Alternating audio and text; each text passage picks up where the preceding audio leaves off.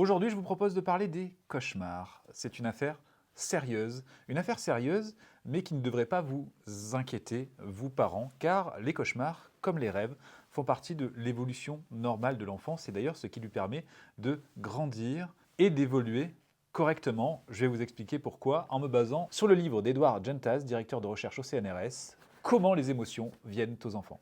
Edward Gentaz nous explique que les cauchemars reflètent les interrogations de l'enfant, les dilemmes, les émotions que pourrait ressentir l'enfant pendant la journée. Parmi les gros événements que l'enfant peut d'ailleurs vivre, nous trouvons les séparations, les déménagements, l'arrivée d'un petit frère ou d'une petite sœur.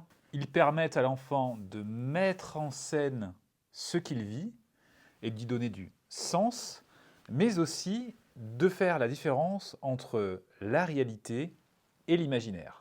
Comment aider un enfant qui vient de vivre un cauchemar? Tout d'abord, il est important de ne pas minimiser ce que l'enfant a ressenti lors de ces cauchemars en lui disant « c'est rien, n'aie pas peur », mais au contraire, en essayant de poser des mots sur ce qu'il ressent, en lui proposant aussi du réconfort, ceci afin que l'enfant comprenne que ce qu'il a vécu est pris au sérieux par les personnes en qui il a confiance. Et cette écoute empathique permettra d'ailleurs de diminuer le ressenti de l'enfant.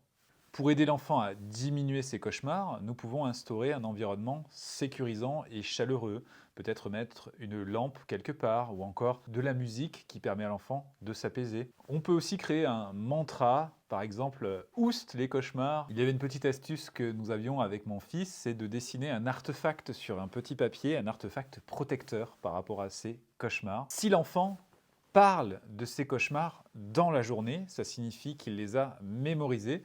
Et dans ce cas-là, nous avons la possibilité de lui proposer de raconter ses cauchemars et de changer l'histoire de ses cauchemars pour rendre, par exemple, cette histoire marrante et positive.